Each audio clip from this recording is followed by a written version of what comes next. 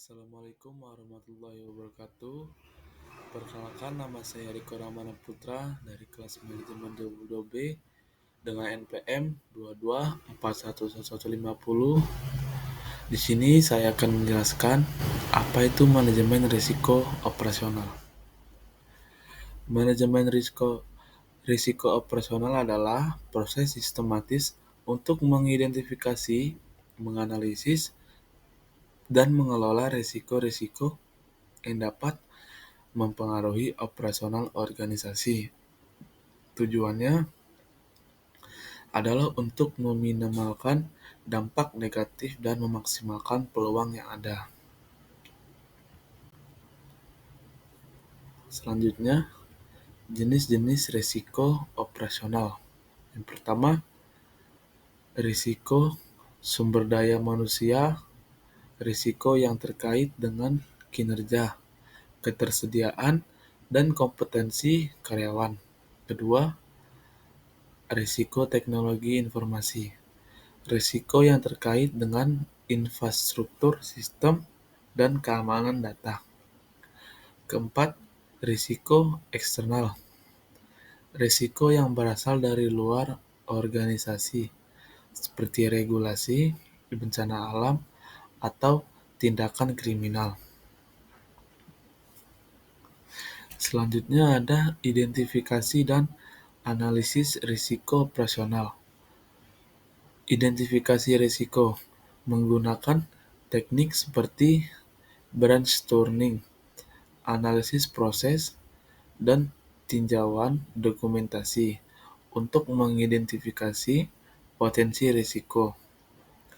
Analisis risiko menilai kemungkinan terjadinya risiko dan dampaknya terhadap organisasi menggunakan matriksi probabilitas dan dampak. Ketiga, prioritas risiko.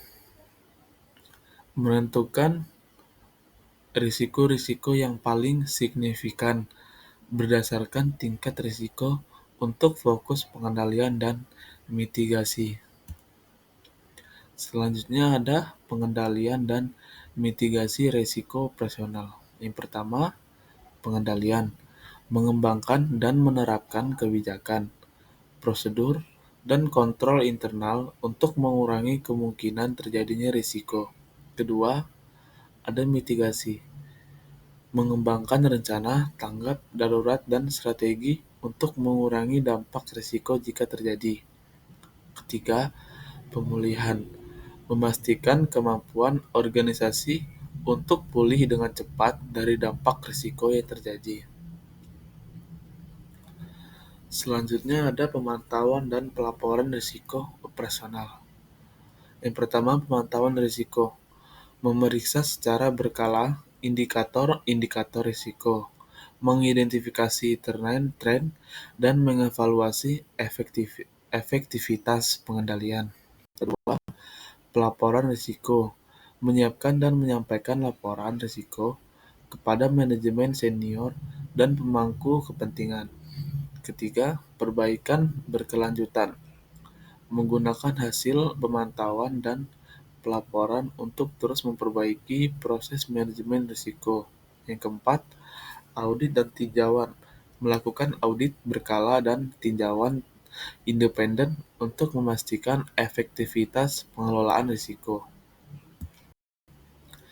Selanjutnya ada peran manajemen dalam manajemen risiko operasional.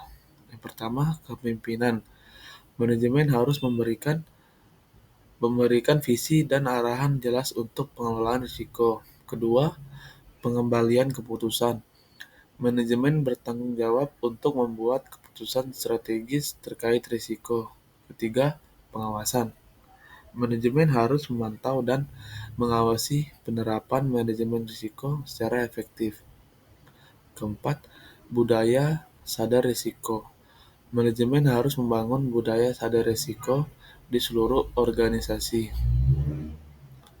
Selanjutnya ada budaya sadar risiko dalam organisasi. Komitmen manajemen. Manajemen senior harus berkomitmen dan menjadi panutan dalam budaya sadar risiko. Kedua, komunikasi dan pelatihan. Komunikasi yang efektif dan program pelatihan dapat meningkatkan pemahaman dan kesadaran risiko. Ketiga, akuntabilitas dan insentif.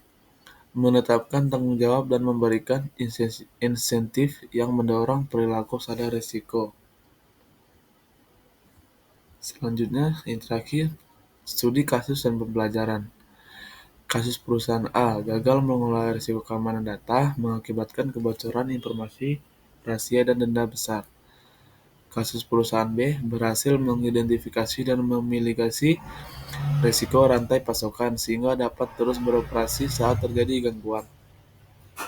Kasus perusahaan C tidak memiliki rencana kontingensi yang memadai sehingga terhenti saat terjadi bencana alam.